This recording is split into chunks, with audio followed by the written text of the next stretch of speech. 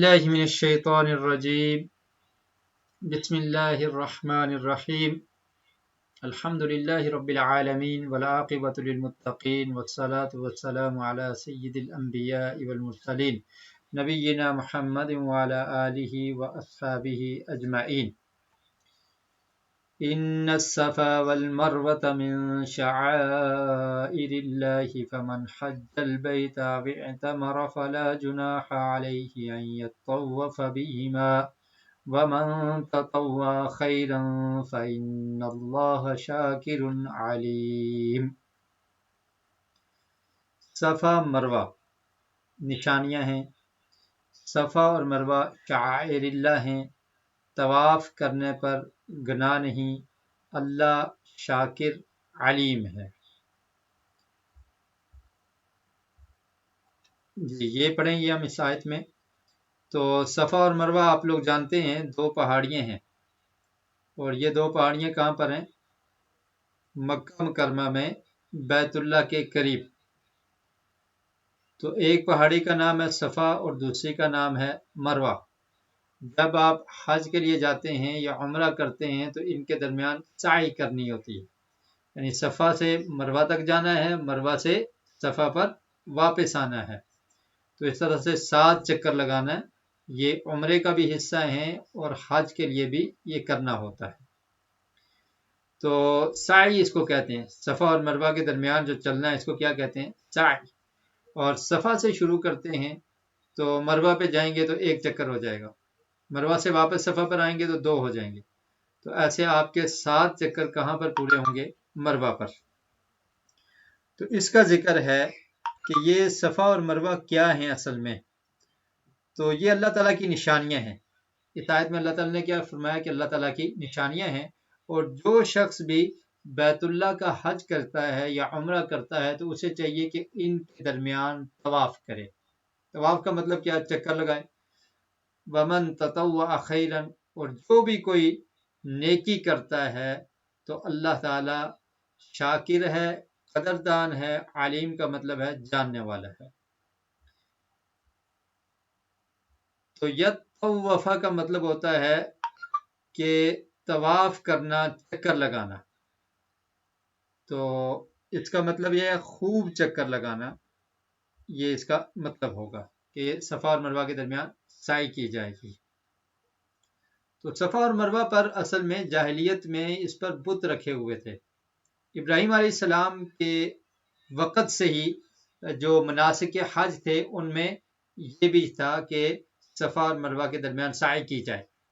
لیکن وقت گزرنے کے ساتھ ساتھ مشرکین نے بہت ساری تبدیلیاں کر دی. جیسے بیت اللہ میں آپ جانتے ہیں کہ انہوں نے بت رکھ دیے تھے. تو اسی طرح کیا ہوا کہ ان نے صفا اور مروہ کے اوپر بھی ان 2 پہاڑیوں کے اوپر بت رکھ دیے تھے. صفا پر جو بت رکھا تھا ایک کا نام تھا اصاف اور دوسرے کا نام تھا نائلہ. اصاف اور نائلہ ان کو مشرکین نے صفا اور مروہ پر رکھ دیا تھا. حضرت انس بن مالک رضی اللہ تعالیٰ عنہ فرماتے ہیں کہ ہم صفا اور مروہ کی سعی کو جاہلیت کا کام سمجھتے تھے، کیونکہ اب وہ بت رکھ کر تو بتوں کا استلام بھی کیا کرتے تھے، ان کو بوسہ دیا کرتے تھے اور چکر بھی لگاتے تھے مشرکین. تو جب اسلام میں حج اور عمرے کو اور حج کو فرض کر دیا گیا اور مسلمان جب عمرہ کرتے تھے تو وہ یہ سمجھتے تھے کہ صفا اور مروہ کے درمیان سعی کرنا یہ جاہلیت کا کام ہے، کیونکہ اس پہ انہوں نے بت رکھے تھے. ایک بت کا نام کیا تھا؟ اصاف اور نائلہ. یہ آپ نے یاد رکھنا ہے، اصاف اور نائلہ. تو بت رکھے ہوئے تھے اور مشرکین اس کے درمیان چکر لگاتے اور بت کو اس کو بوسہ بھی دیتے. تو اب مسلمان یہ سمجھے کہ یہ تو جاہلیت کا کام ہے. تو اصل میں کام جاہلیت کا نہیں تھا، یہ اللہ رب العالمین نے اس کو مناسک حج میں رکھا تھا ابراہیم علیہ السلام کے دور سے، لیکن مشرکین نے اس کے اوپر بت رکھ کے تو اس کو ایسے بنا دیا تھا. تو اب یہ خیال جب مسلمانوں میں آیا تو اللہ رب العالمین نے اس آیت کو نازل کر دیا. یہ واقعہ جو میں آپ کے سامنے رکھ رہا ہوں صحیح البخاری میں ہے، کتاب التفسیر میں حضرت انس بن مالک رضی اللہ تعالیٰ عنہ بیان کرتے ہیں. تو اللہ تعالیٰ نے یہ آیت نازل کر دی کہ ان الصفا والمروۃ من شعائر اللہ، کہ بے شک صفا اور مروہ یہ اللہ کی نشانیاں ہیں. یہ ان بتوں کی وجہ سے ان کے درمیان چکر نہیں لگایا جاتا یا مشرکین نے بت رکھ دیے ہیں. حقیقت میں یہ اللہ تعالیٰ کے شعائر میں سے ہیں، اللہ تعالیٰ کی نشانیاں ہیں. اور مشرکین میں سے بعض وہ تھے کہ جو جاہلیت میں بھی صفا اور مروہ کی سائی کے بجائے منات نامی ایک بت تھا تو اس کا طواف کیا کرتے تھے، اور پھر جب مکہ میں پہنچتے تو صفا اور مروہ کے طواف کرنا اس کو گناہ سمجھتے تھے کہ ہم نے صفا اور مروہ کے درمیان چکر نہیں لگانا، کیونکہ ہم نے جو بت رکھا ہوا ہے منات تو اس کے پاس ہم گئے ہیں اور چکر لگا کر آ گئے ہیں، تو وہ اس طرح سے نہیں کرتے تھے۔ تو اللہ رب العالمین نے فرمایا کہ یہ صفا اور مروہ یہ شعائر اللہ ہیں، اللہ کی نشانیاں ہیں، تم میں سے جو بھی حج کرے یا عمرہ کرے فلا جناح علیہ ان یطوف بہما، تو اس پر کوئی گناہ نہیں ہے کہ وہ ان دونوں کے درمیان چکر لگائے، طواف کرے۔ اب اس آیت سے تو اس کا مطلب تو یہ ہے کہ ان کا طواف کیا جائے، یعنی کوئی گناہ نہیں ہے کہ وہ ان دونوں کا طواف کرے، چکر لگائے۔ تو اس سے یہ سمجھا گیا کہ شاید صفا مروہ کے درمیان طواف نہیں کرنا چاہیے۔ چنانچہ عروہ بن زبیر رضی اللہ تعالیٰ عنہ نے اپنی خالہ عائشہ رضی اللہ تعالیٰ عنہا سے اس شبے کا اظہار کیا کہ قرآن مجید میں اللہ تعالیٰ نے فرمایا کہ کوئی گناہ نہیں ہے ان یطوف بہما، کہ ان دونوں کے درمیان چکر لگایا جائے صفا اور مروہ کے درمیان۔ تو اس سے کیا مراد ہے؟ اس سے یہ مراد ہے کہ ان کا طواف نہیں کرنا چاہیے۔ تو حضرت عائشہ رضی اللہ تعالی عنہا نے بیان کیا کہ اس سے یہ مراد نہیں ہے، بلکہ اگر ایسا ہوتا کہ ان کا طواف نہ کیا جائے تو پھر یہاں پر لا کا لفظ ہوتا کہ اللہ یطوف بہما، کہ کوئی گناہ نہیں ہے کہ تم ان دونوں کا طواف نہ کرو، جبکہ ایسا نہیں ہے، بلکہ اللہ تعالیٰ نے کیا فرمایا کہ کوئی گناہ نہیں ہے کہ ان دونوں کا طواف کیا جائے۔ تو اصل میں یہ جواب تھا ان لوگوں کا کہ جو لوگ گناہ سمجھتے تھے، جیسے میں نے آپ کے سامنے وہ صحیح البخاری سے حدیث پیش کی کہ انس بن مالک رضی اللہ تعالیٰ عنہ فرماتے ہیں کہ ہم سمجھتے ہیں یہ جاہلیت کا کام ہے، تو اس کے درمیان طواف کرنا شاید گناہ ہے، تو اللہ تعالیٰ نے اس کا جواب دیا کہ فلا جناح علیہ، یہ نہیں سمجھو یہ تو مشرکین نے اس میں ایڈ کر دیے، بت رکھ دیے، تو یہ نہیں سمجھو کوئی گناہ نہیں ہے بلکہ اس کا طواف کرو۔ اور پھر اللہ کے رسول صلی اللہ علیہ وسلم نے بھی طواف کا حکم دیا۔ آپ نے اس طواف سے مراد میں یہ لے رہا ہوں، ایک تو بیت اللہ گرد طواف ہے نا، جس کو ہم سعی کہتے ہیں، تو یہ صفا اور مروہ کے درمیان، تو اس کا حکم اللہ کے رسول صلی اللہ علیہ وسلم نے بھی صحابہ کرام کو دیا کہ فرمایا کہ تم کیا کرو، اسعوا ان اللہ کتب علیکم السعی، مسند احمد کی روایت ہے کہ سعی کیا کرو، یہ اللہ تعالی نے تم پر فرض کر دی ہے۔ اور پھر اللہ کے رسول نے فرمایا لتأخذوا مناسککم، کہ تم مجھ سے حج اور عمرے کا طریقہ سیکھ لو، اور اللہ کے رسول صلی اللہ علیہ وسلم نے صفا اور مروہ کے درمیان سعی کی تھی۔ اور پھر حضرت عائشہ رضی اللہ تعالیٰ عنہ نے مزید وضاحت کے لیے فرمایا کہ عرب کے بعض قبائل تھے، ان کا نام تھا ازد اور غسان، یہ ایک بت کی پوجا کرتے تھے جس کا نام تھا منات الطاغیہ۔ قبائل کون سے تھے؟ ازد اور غسان، اور ایک بت کی عبادت کرتے تھے، اس کا نام تھا منات الطاغیہ۔ تو یہ بت انہوں نے ایک پہاڑی پر نصب کر رکھا تھا، اس پہاڑی کا نام تھا مشلل پہاڑی پر انہوں نے اس بت کو نصب کر رکھا تھا، اور یہ لوگ حج کے لیے جاتے تو اس بت کا نام لے کر لبیک کہتے اور اس کا طواف کرتے تھے۔ مکہ میں پہنچ کر صفا اور مروہ کے درمیان سعی کو گناہ سمجھتے تھے۔ تو مسلمان ہونے کے بعد اس بارے میں انہوں نے رسول اللہ صلی اللہ علیہ وسلم سے دریافت کیا کہ جب وہ مشرک تھے تو کیا کرتے تھے، منات الطاغیہ کے گرد چکر لگا کر آتے، اور جب مکہ میں پہنچتے تو آ کر صفا اور مروہ کے درمیان سعی کرنے کو کیا سمجھتے تھے، گناہ سمجھتے تھے۔ جب وہ مسلمان ہوئے تو انہوں نے اللہ کے رسول صلی اللہ علیہ وسلم سے سوال کیا کہ ہم پہلے بھی بیت اللہ کا طواف کرتے تھے اور یہاں پر آتے تھے، تو اب بھی ہم آتے ہیں، تو صفا اور مروہ کے درمیان ہم جاہلیت میں سعی نہیں کیا کرتے تھے، تو اب ہمیں کرنی چاہیے نہیں کرنی چاہیے؟ تو اللہ کے رسول صلی اللہ علیہ وسلم پر یہ آیت نازل ہوگی، اور اللہ کے رسول نے کر کے بھی دکھایا کہ لا جناح علیک، کوئی گناہ نہیں ہے، ان یطوف بہما، کہ تم ان دونوں کے درمیان میں چکر لگاؤ۔ تو طواف کا مطلب لفظ ہوتا ہے چکر لگانا، صفا اور مروہ کے درمیان چکر لگانے میں کوئی گناہ نہیں ہے۔ ومن تطوع، اور جس نے، تطوع کہتے ہیں اصل میں نیکی کے عمل کو، نفلی کو کہتے ہیں، نفل جو ہوتا ہے نا اس کو کہتے ہیں تطوع۔ تو یہاں پر فرمایا کہ ومن تطوع، کہ جو بھی خوشی سے کرے، یعنی ایک چیز تو فرض ہوتی ہے نا، اس کو کرنا ہی کرنا ہوتا ہے، تو نفلی ہوتی ہے تو اس میں گنجائش ہوتی ہے، تو جس کو خوشی ہے وہ نفل پڑھ لے۔ کیا خیال ہے؟ اب ضحیٰ کے نفل، چاشت کے نفل جو پڑھے جاتے ہیں ضروری تو نہیں ہے نا، لیکن جو اللہ کا قرب حاصل کرنا چاہتا ہے وہ نفل پڑھے.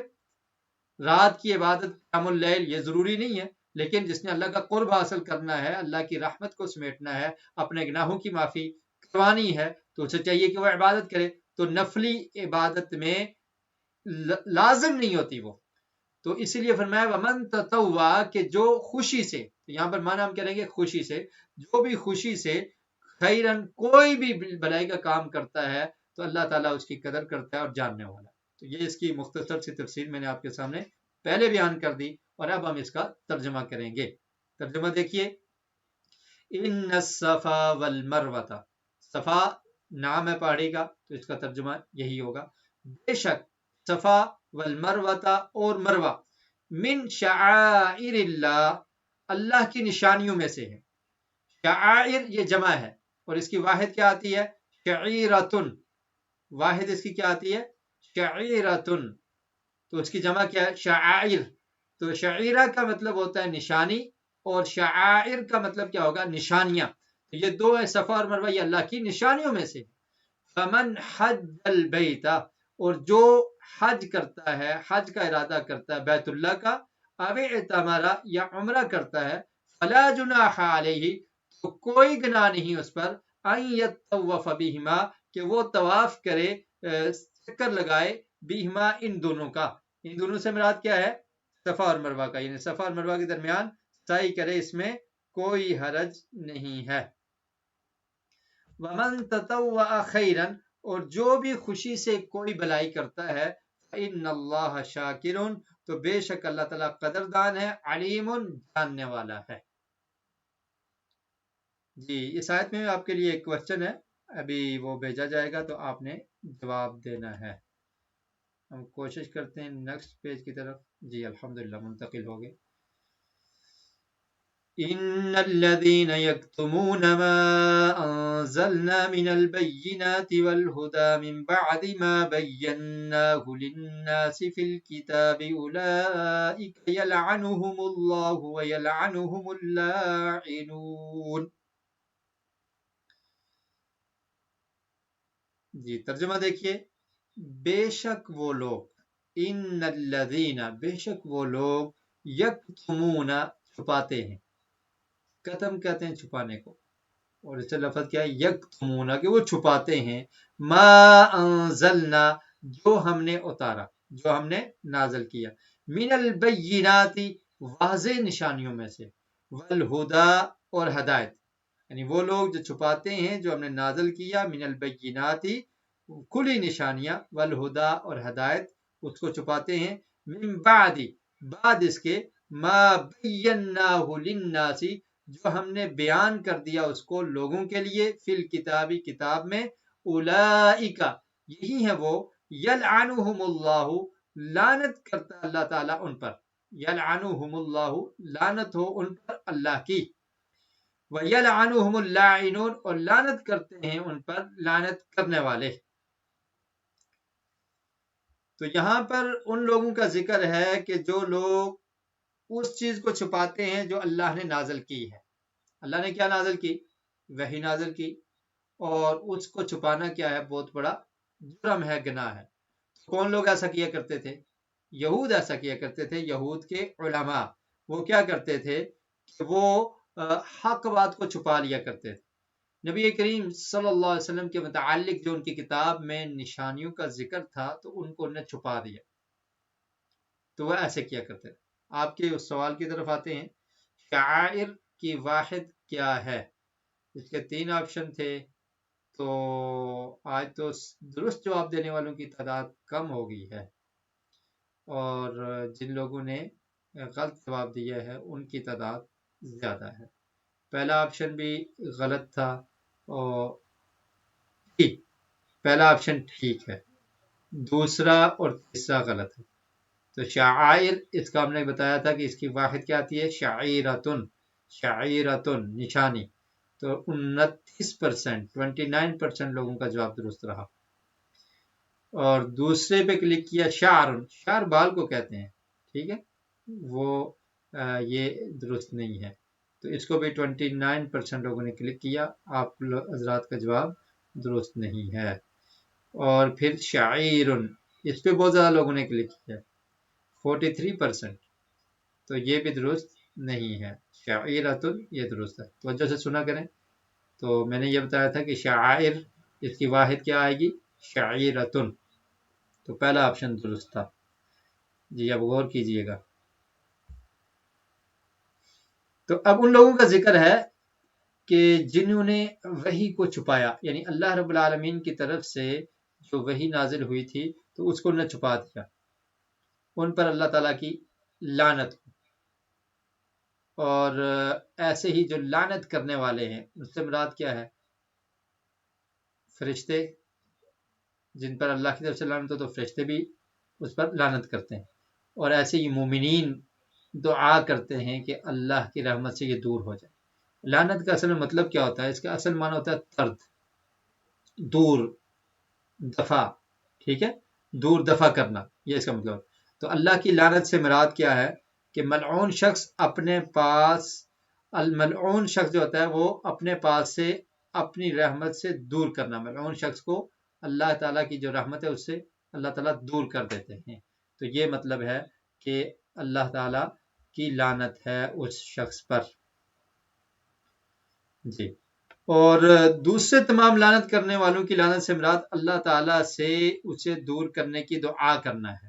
ان لعنت کرنے والوں سے مراد تمام مومن جن اور انس اور فرشتے ہیں، تو وہ بھی یہ دعا کرتے ہیں کہ یہ وہ لوگ ہیں جن نے حق کو چھپایا تو ان پر لعنت ہو۔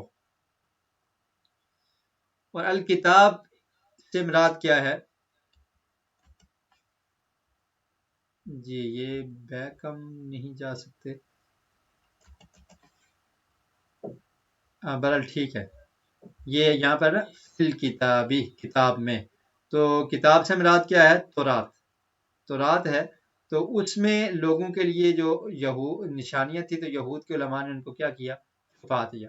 تو اللہ تعالیٰ نے فرمایا کہ ان پر اللہ کی بھی لعنت ہو اور مومنین کی لعنت ہو، فرشتوں کی لعنت ہو، جو بھی لعنت کرنے والے ہیں ان پر لعنت ہو۔ تو اس سے یہ پتہ چلتا ہے کہ جو شخص بھی حق بات کو چھپاتا ہے، اور خاص کر کے اس وحی کو، جیسے کوئی شخص اگر قرآن و سنت کے واضح دلائل ہیں اور اس کو پتہ ہے کہ حقیقت یہ ہے لیکن ان کو چھپا دیتا ہے اور غلط کام کو یا بدعات کو رواج دیتا ہے تو وہ بھی اس حکم میں آ جائے۔ تو یہاں اس سے یہود کے علماء کیا کرتے تھے کہ نبی کریم صلی اللہ علیہ وسلم کے متعلق جو نشانیاں جن کا ذکر تھا، جو دلائل جن کا ذکر تھا کتاب میں، تو رات میں انہوں نے ان کو چھپا دیا۔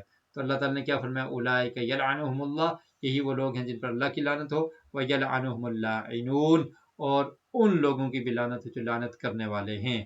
تو اس سے یہ بھی پتہ چلتا ہے کہ لعنت کسی کافر پر کی جا سکتی ہے مطلق طور پہ، ایک کفار پر اللہ کی لعنت ہو کیونکہ وہ اللہ کی رحمت سے دور ہیں، لیکن کسی خاص آدمی کا نام لے کر نہیں کی جا سکتی۔ خاص آدمی کا نام لے کر کافر پر بھی لعنت کرنا درست نہیں ہے، سے جائے کہ کوئی مومن پر کرے، مومن پر تو کسی صورت میں لعنت نہیں کی جائے گی، ٹھیک ہے۔ تو کافر مطلقاً کہنا کہ یہ کفار ہیں، اللہ تعالیٰ کی لعنت ہو یا اللہ کی رحمت سے دور ہیں، تو ایسا کہنا درست ہے۔ لیکن اگر کسی خاص آدمی کا نام لے کر لعنت کرنی ہے تو اس کی زندگی میں نہیں کی جا سکتی۔ کوئی کفر پر ہی فوت ہوا ہے، جیسے ابو جہل ہے، ٹھیک ہے، فرعون ہے، تو کفر پر ہی فوت ہوا، پھر اس کا نام لے کر اس کے فوت ہونے کے بعد لعنت کی جا سکتی ہے اس پر، لیکن زندگی میں کیوں نہیں کی جائے گی اس کا نام لے کر، کہ ممکن اللہ تعالیٰ اس کو ہدایت دے دے تو آپ اس کے لیے یہ کہہ رہے ہیں کہ اس پر اللہ کی لعنت ہے، وہ تو اللہ کی رحمت کا مستحق ہو جائے گا۔ اور نبی کریم صلی اللہ علیہ وسلم کے دور میں آپ دیکھیے کتنے ایسے کفار تھے جو مسلمان ہو گئے، وہ صحابہ بن گئے۔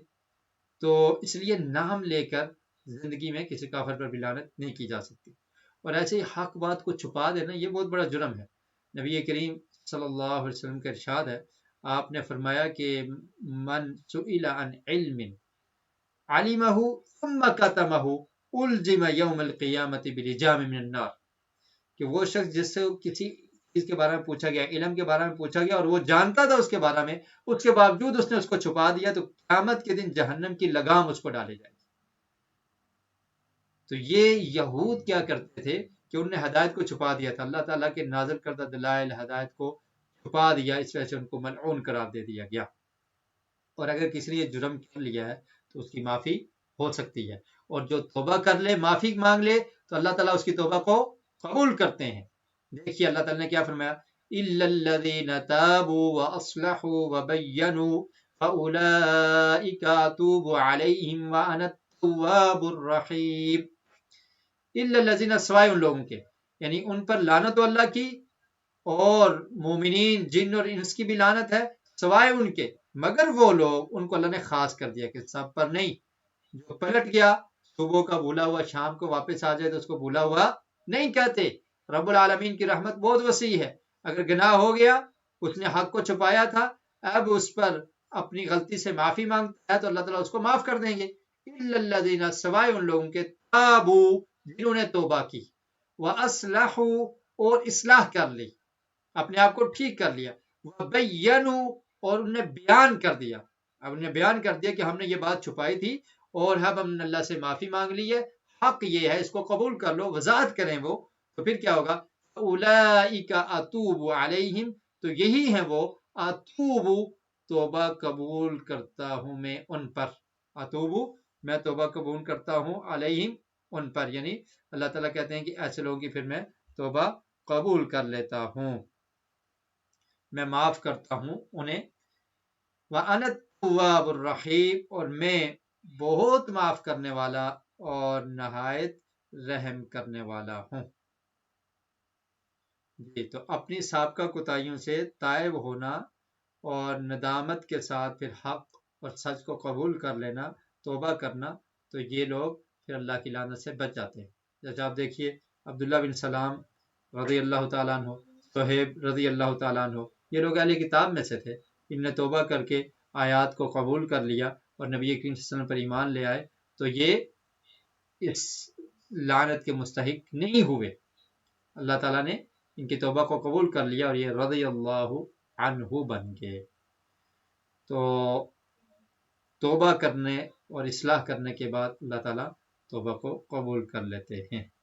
تو یہ میں آپ کو بتا چکا کہ جو شخص کفر پر فوت ہو اس کے لیے لعنت کی جا سکتی ہے، ورنہ زندگی میں نہیں کی جا سکتی.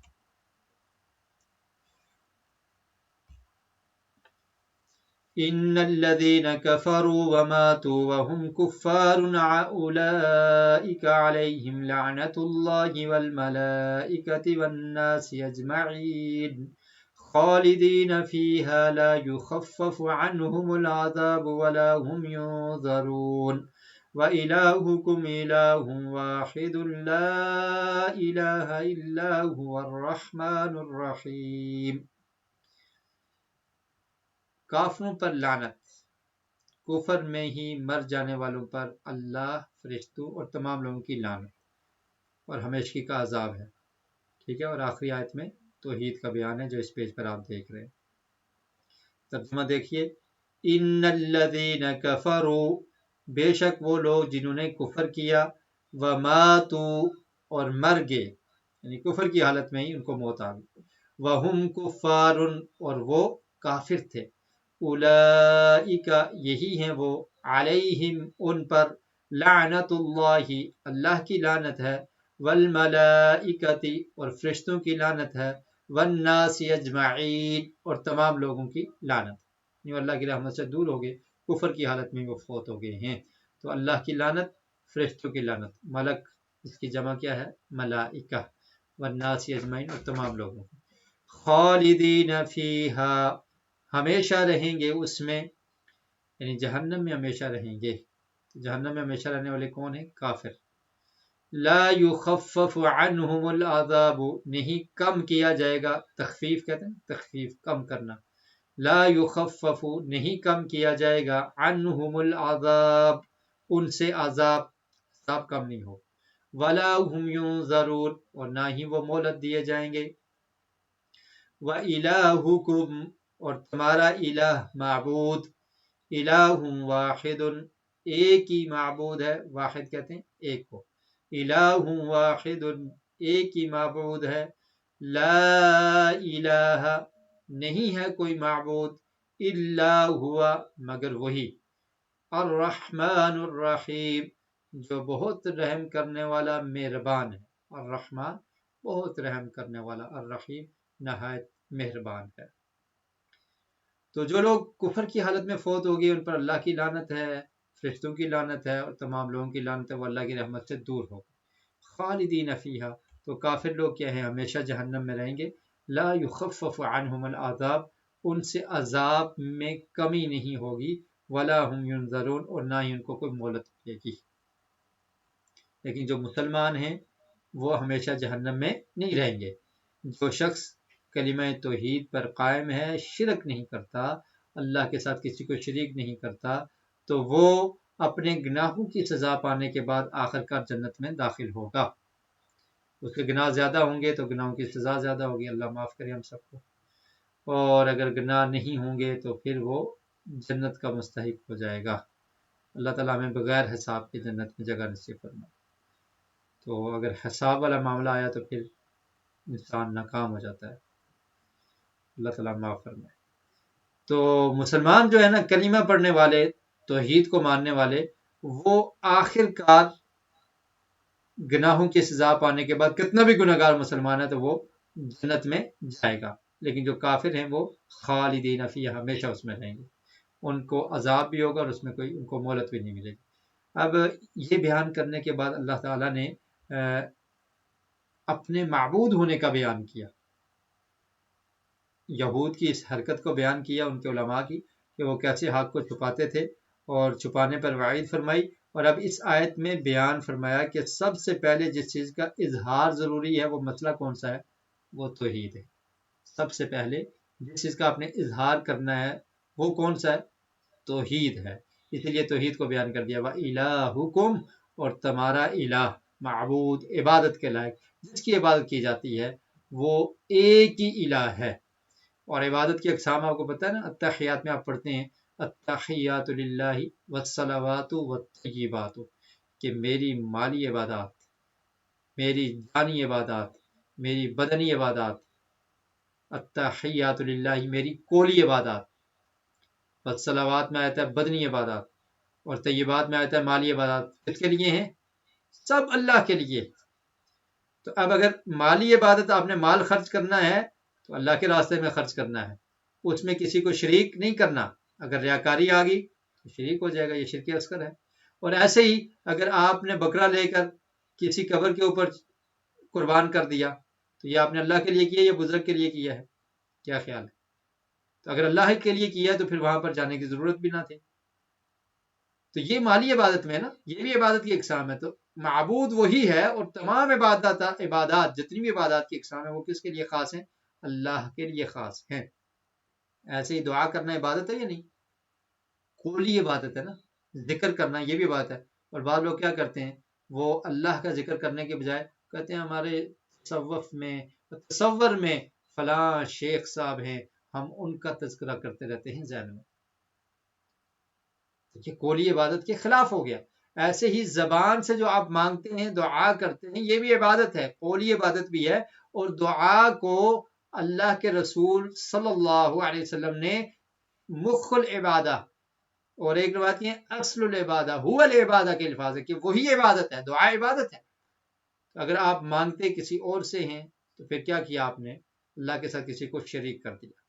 کوئی اگر یہ کہتا ہے یا علی مدد، یا رسول اللہ مدد، اللہ کے رسول سے مانگتا ہے، حضرت علی رضی اللہ تعالیٰ عنہ سے مانگتا ہے، اپنی زبان سے یہ الفاظ ادا کرتا ہے، تو مدد کس سے مانگنی چاہیے، یہ دعا ہے نا، تو یہ مدد صرف اللہ تعالیٰ سے مانگی جائے گی۔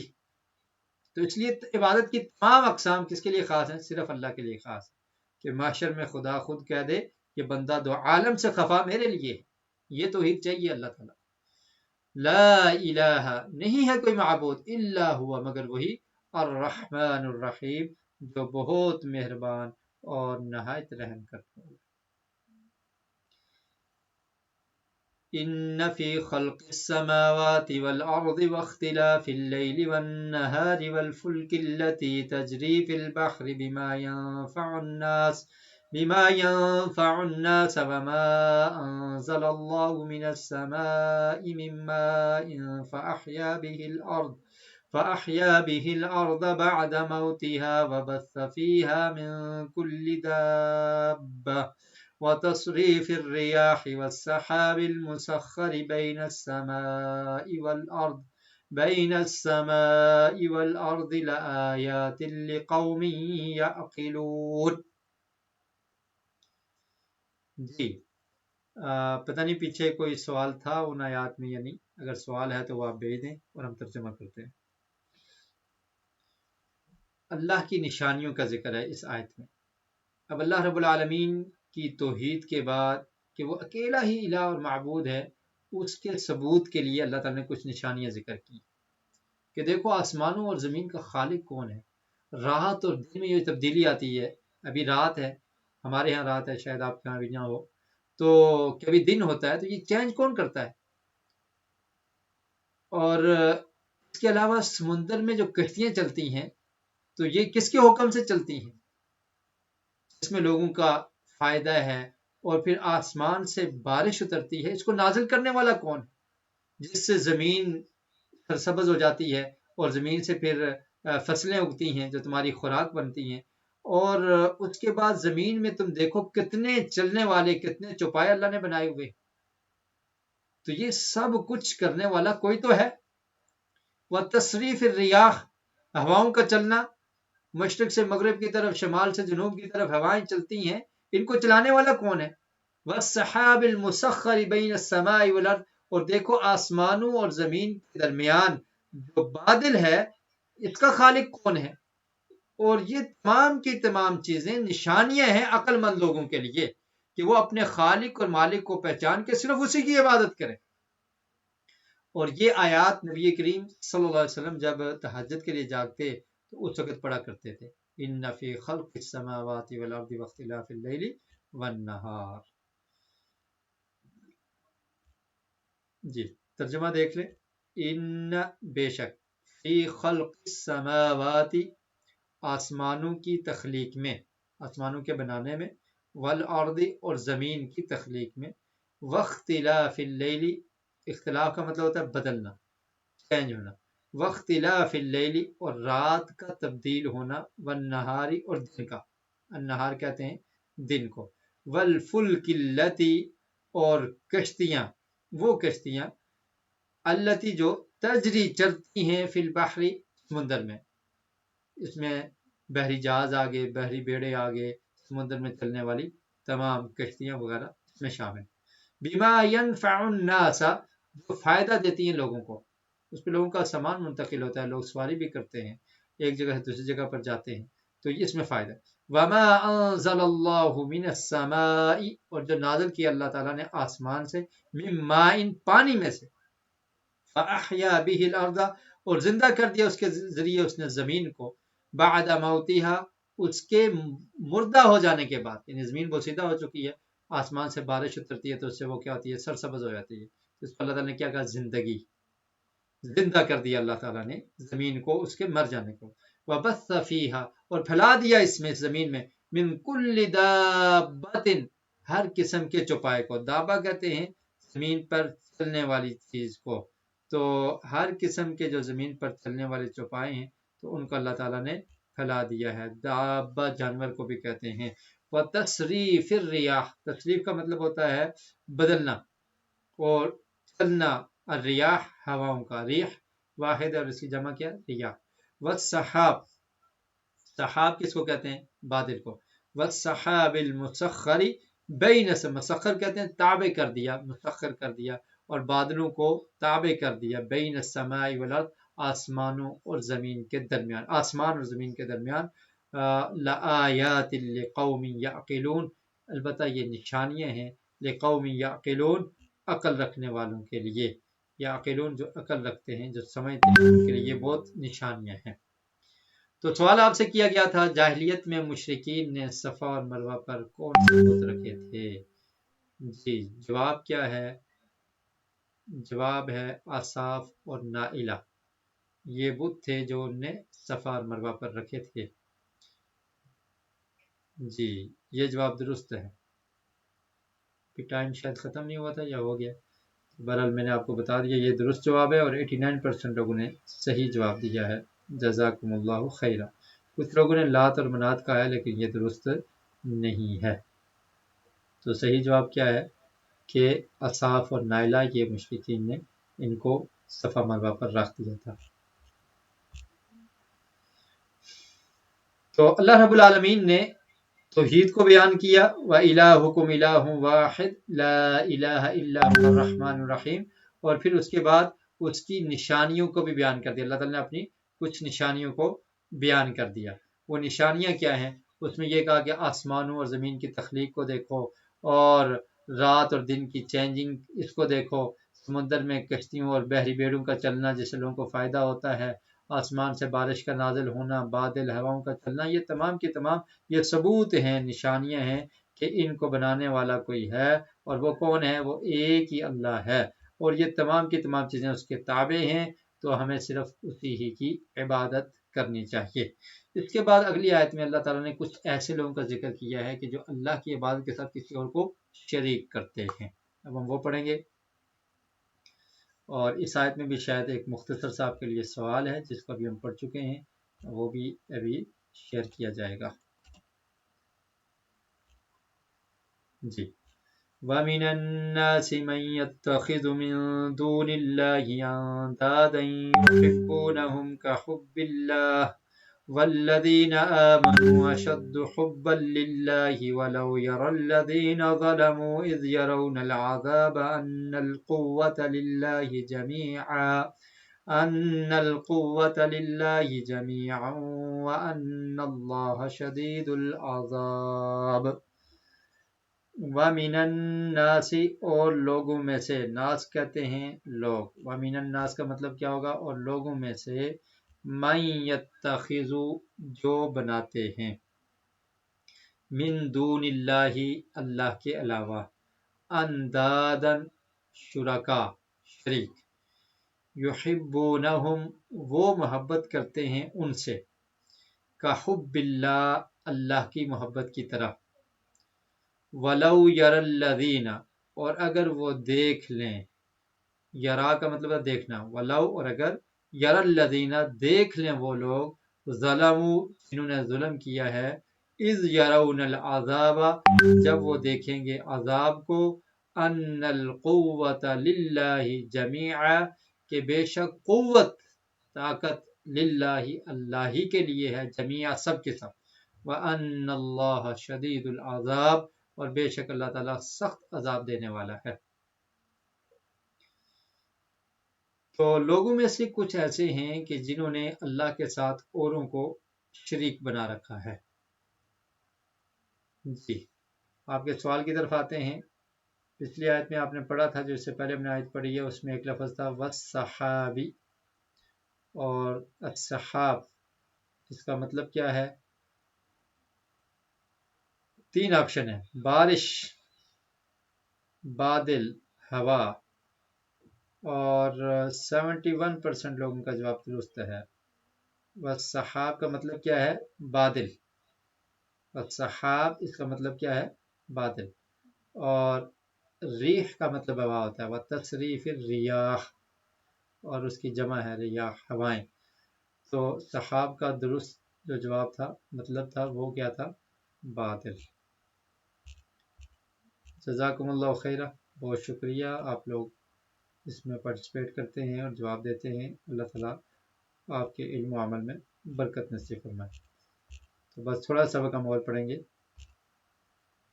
جی، تو یہ آپ نے دیکھا کہ ان آیات میں اللہ تعالیٰ کی نشانیوں کا ذکر ہے، اور یہ نشانیاں اس لیے دی کہ تاکہ لوگ اللہ کی وحدانیت کا اقرار کریں۔ لیکن جو مشرکین ہیں وہ کیا کرتے ہیں؟ یہ تمام چیزیں دیکھنے کے باوجود، اس لیے کہتے ہیں جو مشرک ہوتا ہے اس میں عقل نہیں ہوتی۔ یہ نشانیاں کس کے لیے؟ لقوم یعقلون، جو عقل والے لوگ ہیں۔ لیکن جو مشرک ہیں وہ کیا کرتے ہیں کہ وہ شرکا بنا دیتے ہیں۔ وَمِنَ النَّاسِ مَن يَتَّخِذُ مِن دُونِ اللَّهِ أَندَادًا، لوگوں میں سے کچھ ایسے ہیں جنہوں نے اور شرکا بنا رکھے ہیں۔ ند کی جمع کیا ہے؟ انداد۔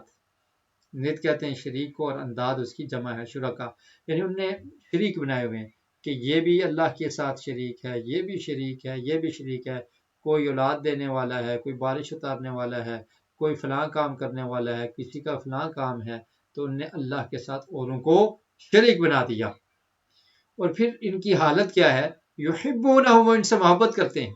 یعنی اپنے شرکاء سے جن کو بنایا ہوا ان سے محبت کرتے ہیں. کتنی محبت؟ کا حب اللہ، اللہ کی محبت کی طرح. یعنی جتنی محبت اللہ سے کرنی چاہیے اس سے زیادہ وہ ان سے کرتے ہیں، شرکاء سے. کیا خیال ہے، کرتے ہیں نہیں کرتے؟ محبت ہوتی ہے ان سے کہ یہ بہت پہنچی ہوئی سرکار ہے. اور پھر خوف بھی ہوتا ہے کہ یہاں سے گزرے اور یہاں پر چڑھاوا نہ چڑھایا تو گاڑی کا ایکسیڈنٹ ہو سکتا ہے، اور اگر یہاں سے گزرے اور کچھ پیسے نہ ڈالے تو کوئی نقصان ہو سکتا ہے. اللہ سے نہیں ڈرتے بلکہ کن لوگوں سے ڈرتے ہیں؟ جو اللہ کی مخلوق ہیں. تو ایسے ہی محبت بھی کرتے ہیں، ان کے لیے بہت کچھ قربان کر دیتے ہیں. کوئی پریشانی ہو، فلاں دربار پہ جا کے تمہیں ایک بکرا چڑھا دو. تو اللہ سے جیسے محبت کرنی چاہیے اس سے زیادہ ان کی محبت کیا ہے؟ شرکاء سے. والذین آمنوا اشد حبا للہ، جو ایمان والے ہیں وہ بہت ہی زیادہ سخت ہیں. اشد کا مطلب ہوتا ہے سخت، بہت زیادہ سختی سے محبت کرتے ہیں اللہ سے. ان کے دل میں اللہ کی محبت بہت زیادہ ہے. اور پھر قیامت کے دن کا اللہ نے منظر بیان کیا، وَلَوْ يَرَى الَّذِينَ ظَلَمُوا، اور کاش یہ لوگ وہ دیکھ لیں جنہوں نے ظلم کیا. ظلم سے مراد کیا ہے؟ شرک. ان الشرک لظلم عظیم، اللہ نے قرآن میں فرمایا کہ ان الشرک لظلم عظیم، شرک بہت بڑا ظلم ہے. فرمایا کہ ایسے مشرک لوگ وہ دیکھ لیں، اذ یرون العذاب، جب وہ عذاب کو دیکھیں گے تو اس وقت یہ سمجھ جائیں گے کہ طاقت تو اللہ کے پاس ہے، یہ ہمارے بابوں کے پاس کچھ نہیں تھا.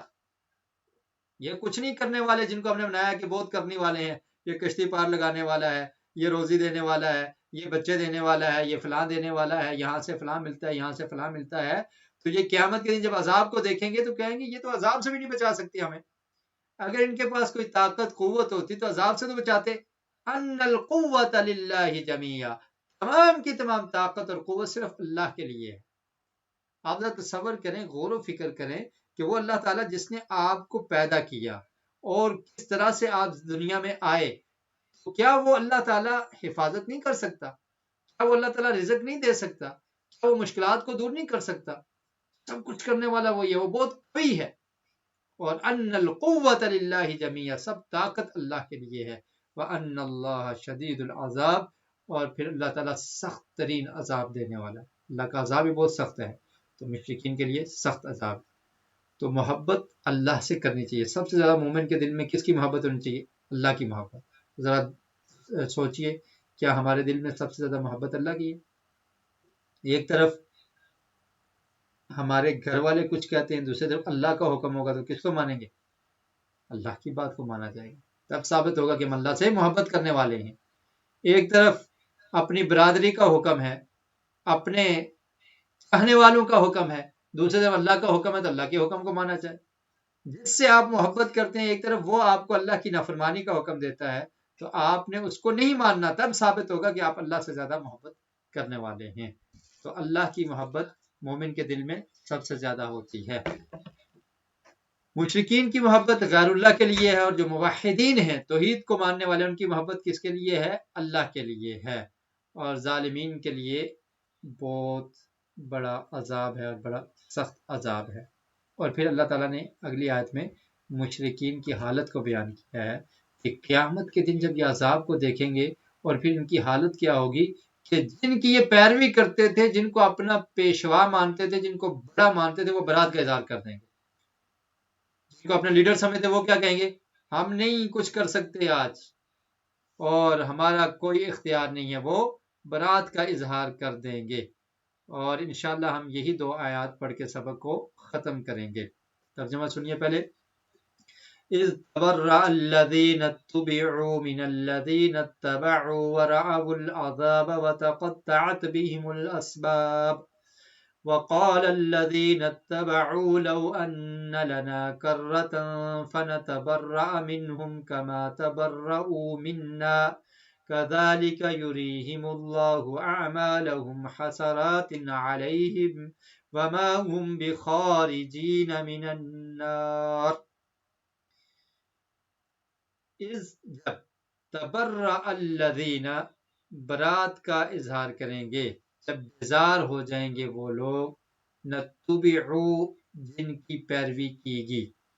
جی یہاں پر رک کر اگر کوئی سوال ہے ان سے پہلے والی آیات کا تو وہ آپ شیئر کر دیں، ہم اس کا ترجمہ کرتے ہیں. اذ تبرأ الذین اتبعوا، جب بیزار ہو جائیں گے. تبرع کا مطلب کیا ہوتا ہے؟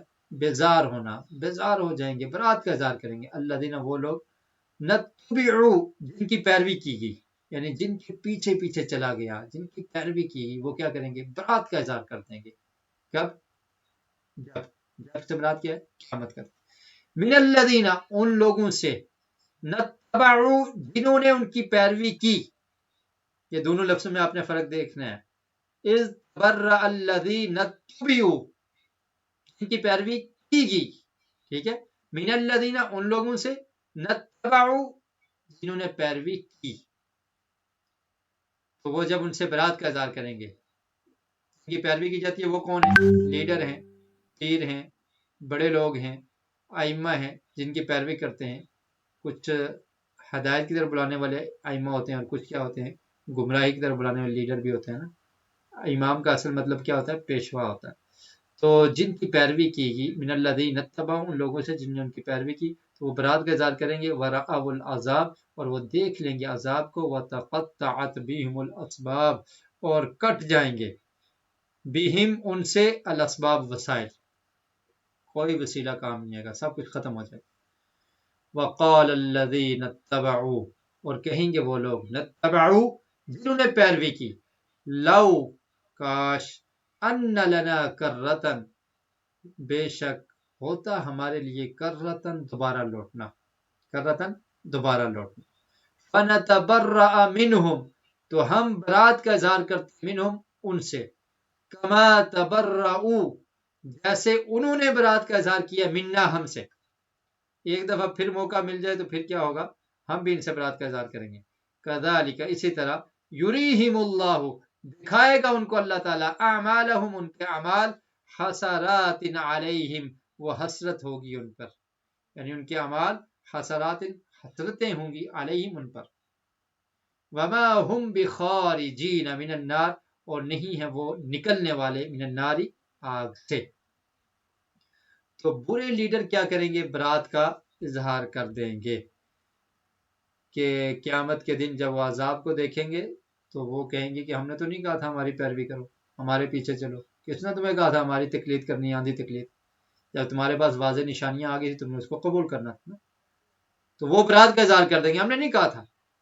آج جن جن کے پیچھے لوگ بھاگتے ہیں نا، قیامت کے دن برات کا اظہار کر دیں گے. انسان کے اپنے اعمال کام آئیں گے، وہاں پر کوئی کسی کے کام نہیں آئے گا. تو جو جن کی پیروی کی گئی ہے وہ کیا کہیں گے؟ ہم نے تو نہیں کہا کہ ہماری پیروی کرو. وہ بری ہو جائیں گے اور برات کا اظہار کریں گے. اور پھر کیا ہوگا؟ جن لوگوں نے پیروی کی تو وہ یہ کہیں گے کہ کاش ہمیں دنیا میں ایک دفعہ دوبارہ جانے کا موقع مل جائے، ان لنا کرتن، دوبارہ ہمیں موقع مل جائے. فنتبرأ منہم، تو ہم بھی ان سے برات کا اظہار کریں گے، کما تبرؤوا منا، جیسے انہوں نے ہم سے برات کا اظہار کیا ہے. تو اللہ تعالیٰ فرماتے ہیں کہ ایسے ہی ان کے اعمال ان کے سامنے حسرتیں ہوں گی. اب دوبارہ تو لوٹنا نہیں ہے، دوبارہ تمہیں موقع نہیں ملنا، اور جہنم سے بھی نہیں نکالے جائیں گے. تو کافر لوگ جن اپنے لیڈروں کی پیروی کر کے ایمان نہیں لاتے، آپ دیکھیں نا نبی کریم صلی اللہ علیہ وسلم کے دور میں بھی ایسے لوگ تھے، وہ کہتے کہ نہیں، ہمارے بڑے کیا کہیں گے، ہم جن کی پیروی کر رہے ہیں ان نے ہمیں حکم نہیں دیا، ہم نہیں ایمان لا سکتے. ایسے ہی اگر کسی کی پیروی کر کے وہ ایمان نہیں لاتے اور اسلام کو قبول نہیں کرتے تو قیامت کے دن ان کے لیے حسرت ہوگی. اور پھر ان کے بڑے بھی ان سے بیزاری کا اعلان کریں گے کہ ہم نے تو تمہیں نہیں روکا تھا، تم اپنی مرضی کرتے، تمہیں اللہ نے اپنا دماغ دیا تھا. اور ایسے ہی اگر کوئی مسلمان اندھی تقلید کرتا ہے کہ جو اس کے پیشوا نے کہہ دیا ہے، جو اس کے لیڈر نے کہہ دیا وہ اسی کو مانے گا، اور کہتے ہیں میں یہی مانوں گا، بس تم جو کچھ مجھے مرضی بتا دو، حق ہے نہیں ہے میری آنکھیں بند ہیں، بس میں نے اس کی تقلید کرنی ہے. تو وہ جو ائمہ ہیں انہوں نے دنیا میں کہہ دیا تھا کہ ہماری تقلید نہیں کرنا، ہم تمہیں تقلید کا حکم نہیں دیتے کہ جو ہم کہتے ہیں بس یہی بات مان لینی ہے، بلکہ تم نے غور و فکر کرنا ہے، تحقیق کرنی ہے، اور جو بات درست ہو اس کو قبول کرنا ہے. ہماری بات جو درست ہے اس کو قبول کر لو، جو درست نہیں ہے اس کو چھوڑ دو. تو جو لوگ ایسے کریں گے تو یہ جو مسلمانوں کے ائمہ ہیں وہ بھی برات کا اظہار دنیا میں بھی کر کے گئے اور اس وقت بھی کر دیں گے کہ ہم نے ان کو نہیں کہا تھا کہ ہماری اندھی تقلید کی جائے. تو یہ کافروں کا حال ہوگا، اور ہمارے لیے بھی اس میں سبق ہے، وما ہم بخارجین من النار، کہ ان کو جہنم سے نہیں نکالا جائے گا. اس سے آگے انشاءاللہ